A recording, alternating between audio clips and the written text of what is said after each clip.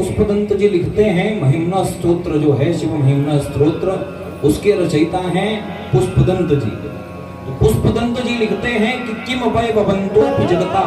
किमाधारो धाता किम अभय भवन्तोपि जगता। हे भगवान, आपकी महिमा है। तो पुष्पदंत जी की जो ये श्लोक ये महिम्न स्तोत्र लिखने की जो सबसे बड़ी जिज्ञासा थी, तो एक बार क्या हुआ कि जो पुष्पदंत जी हैं, इनके पूर्व जन्म में एक कथा आती है कि ये एक वेश्या के पुत्र थे, और वेश्या पुत्र होने के कारण से इनको वेश्या के घर में जन्म मिला, और कहीं पर भी यदि ये जाते तो समाज से बहिष्कृत कर दिए जाते थे। तो एक बार ऐसा हुआ कि भगवान इन्होंने पुष्प तोड़ा, और वो पुष्प इनके हाथ से गिर गया, और कोई माली ने, किसी माली के द्वारा वह पुष्प अपनी टोकरी में रख करके भगवान के चरणों पर अर्पित कर दिया गया। तो उनको भगवान की इतनी कृपा हुई कि भगवान शिव के दूसरे जन्म में, जब वो दूसरा जन्म हुआ उनका, वो एक ब्राह्मण के घर में जन्म लेते हैं, और दूसरे जन्म में वो भगवान के इतने बड़े भक्त होते हैं कि वो राजा के माली, राजा के जो वन उद्यान हुआ करता था, जहाँ बगीचा रहता था, पुष्पलता इत्यादि लगा रहा करता था, तो वहां से क्या करते थे कि पुष्पों को रात्रि में चुरा लिया करते थे भगवान का श्रृंगार करने के लिए। कई बार ऐसा आया है कि राजा के यहाँ से जब वो वाटिका से पुष्प चोरी हो जाए, तो राजा सोचे कि भाई हमारे माली ने कहीं किसी को बेच दिया होगा, तो इसलिए पुष्प कम है। अब राजा को क्या पता, माली परेशान, एक दिन चोरी हुआ, 2 दिन चोरी हुआ, ऐसे करते करते कई महीने बीत गए, कई मास बीतने के पर्यंत जब माली को लगा कि अब मैं बहुत दंड का भागी बनूंगा और मुझे कोई बड़ा दंड मिलेगा, तब राजा को उसने सूचना दी कि हे राजन, आपके यहाँ पुष्प वाटिका से कोई पुष्प रात्रि में चोरी कर ले जाता है। तो राजा को इस विषय पर विश्वास नहीं हुआ, तो राजा ने अपने सबसे करीबी मंत्री को वहां भेज करके रात्रि में जो रखवाली करने के लिए भेजा। और रात्रि में जब रखवाली कर रहे थे उनके मंत्री, तो उन्होंने देखा कि हाँ सच बात है, कोई रात्रि में पुष्प, जो ब्रह्म मुहूर्त है, रात्रि में माने पुष्प रहता है, लेकिन ब्रह्म मुहूर्त 3 बजे से 5 बजे के बीच में पुष्प चोरी हो जाता था। और पुष्प चोरी हो जाने के बाद जब देखा तो वहां पुष्प ही नहीं बचा। तो राजा को आए उनके मंत्री बताए कि जो माली है वो सत्य कह रहा है। तो राजा ने अपने यहाँ के जो उनके यहाँ के विद्वान ब्राह्मणों थे,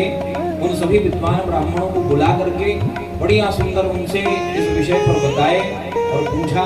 तब उन्होंने कहा कि भगवान शिव का, हम भगवान शिव की अर्घ जो है, या कि भगवान शिव का जो जल है उसको क्यों नहीं नागना चाहिए, माने लागना चाहिए। तो उसका यहाँ पर ये प्रमाण आता है कि यदि हम पुष्पदंत जी जब पकड़े गए, उसका सबसे बड़ा कारण था कि राजा को विद्वान ब्राह्मणों ने और ऋषियों ने यह आज्ञा दिया, यह मंत्रणा दी, यह विचार विमर्श करने के बाद बताया कि आप भगवान शिव का पूजन करिए, रुद्राभिषेक करवाइए, और उसके बाद उसका जो जल है, तो उस जल को आप अपने वाटिका के, पुष्प वाटिका के चारों तरफ उस जल को छोड़वा दीजिए। तो एक उससे क्या बन जाएगा, बाउंड्री बन जाएगी, है ना, एक उसकी नियमित रेखा बन जाएगी, और जो प्रवेश करेगा तो उसका पूर्ण क्षीण हो जाएगा। तो वो आपको ये पता चल जाएगा कि हमारे घर से पुष्प, हमारे वाटिका से पुष्प कौन चोरी कर रहा है। तो राजा ने ऐसा ही किया। अब राजा के ऐसे ही करने पर क्या हुआ कि जैसे ही पुष्पदंत जी नित्य प्रति की भांति ब्रह्म मुहूर्त में आए राजा के पुष्प वाटिका में, तो उनको क्या पता था कि हम प्रवेश तो कर जाएंगे पर निकल नहीं पाएंगे। तो उनका जो पुण्य था, तो पुण्य के कारण से, पुण्य प्रताप के कारण से वो उस जल को लांघ गए, और जैसे ही वो उस जल को लांघते हैं तो उनका पूरा